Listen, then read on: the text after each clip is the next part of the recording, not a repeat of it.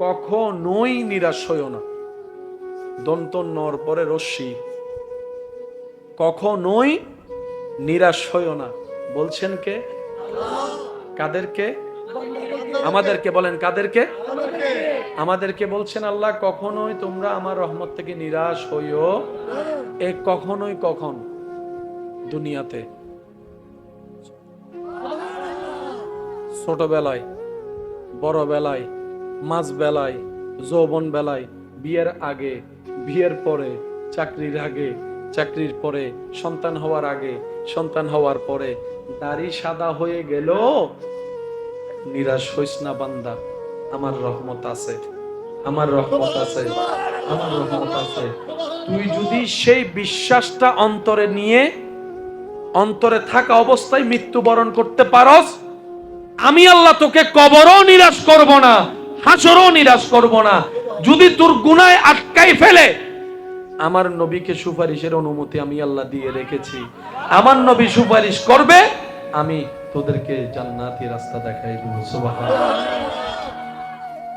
আমাদের শুধু একটাই কাজ, আমাদের শুধু একটাই কাজ, আল্লাহর সাথে কানেকশন মজবুত করা। তো বান্দা চাচ্ছে আল্লাহর সাথে কানেকশন রাখতে, আল্লাহকে চিনতে হবে না? আল্লাহকে চিনতে হবে তো, নাহলে কানেকশনটা কিভাবে রাখবে? ওই চিনানোর জন্যই আল্লাহ বান্দার উপকারে যাকে নিজে থেকে পাঠিয়েছেন এই পৃথিবীর বুকে, ওনারাই হচ্ছে নবী রাসূল। আর সেই নবী রাসূলের মধ্যে সবার শেষে ইমামুল আম্বিয়া, আল্লাহ যাকে পাঠিয়েছেন বান্দার সাথে আল্লাহ সম্পর্ক করিয়ে দেওয়ার জন্য, উনি হচ্ছেন নবী রাহমাতুল লিল আলামিন। আবু বকর সিদ্দিক বান্দা, ওনার আল্লাহকে দরকার।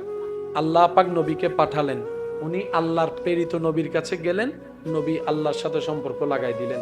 আবু বকর সিদ্দিক আকবর হয়ে গেলেন, ওমর ফারুকে আজম হয়ে গেলেন, ওসমান গনি জিন্নুরাইন হয়ে গেলেন, আলী মৌলা আলী শের খুদা হয়ে গিয়েছেন। নামাজ কাদের পড়া দরকার?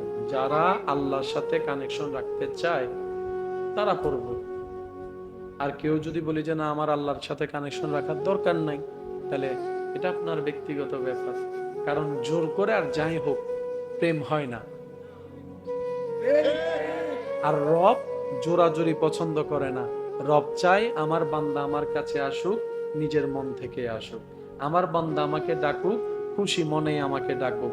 আমি আল্লাহ আমার বান্দার উপর যদি জোর করে ইবাদত করাতাম, ফজরের নামাজ না পড়লে ফেরেশতা দিয়ে পিটাই পিটাই ঘুম থেকে তুলে আমি নামাজ পড়াতাম। আমার বান্দাকে যদি চাইতাম সে জোর করে আমার সাথে ইবাদত করুক, আমার ইবাদত করুক, জোহরের নামাজ না পড়লে, জোহরের নামাজ না পড়লে আমি বাট্টাই বন্ধ করে দিতাম। কিন্তু আমি আল্লাহ বাতও বন্ধ করি নাই, নিঃশ্বাসও বন্ধ করি নাই, ইনকামও বন্ধ করি নাই, ঘুমটাও বন্ধ করে দিই নাই, আরামটাও বন্ধ করে দিই নাই, শান্তিও বন্ধ করে দিই নাই। বান্দা আমি জোর করব না, আমি আল্লাহ আছি তাকিয়ে। কে নিজে থেকে আমার কাছে আসে, দিল থেকে আমাকে একবার ডাকে, আমি তাদের দিকে তাকিয়ে থাকি।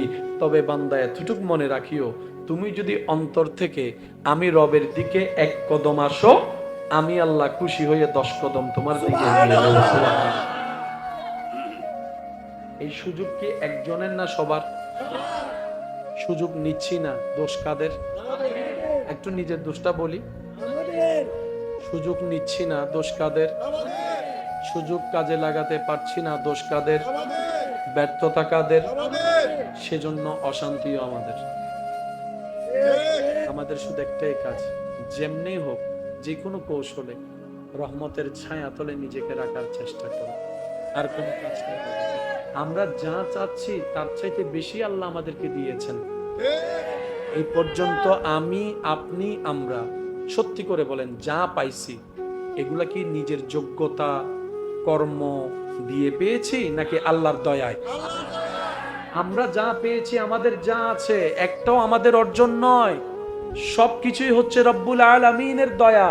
আর দয়া পাইলে শুকরিয়া করতে হয়, বুক ফুলায় কথা বলার অধিকার নাই। সেজন্যই তো রব বলে, তুই যে অহংকার করিস, তোর আছে কি বান্দা? তোর সম্পদ আমি রবের দান, তোর জ্ঞান আমি রবের দান, তোর সৌন্দর্য আমি রবের দান, তোর সন্তান আমি রবের দান, তোর মা বাবা আমি রবের দান। বান্দারে তোর সারা শরীরে যা আছে দেহ সবই তো আমি রবের দান, তোর জানটাও তো আমি রবের দান। অহংকার করা যাবে না, বলেন সুবহান।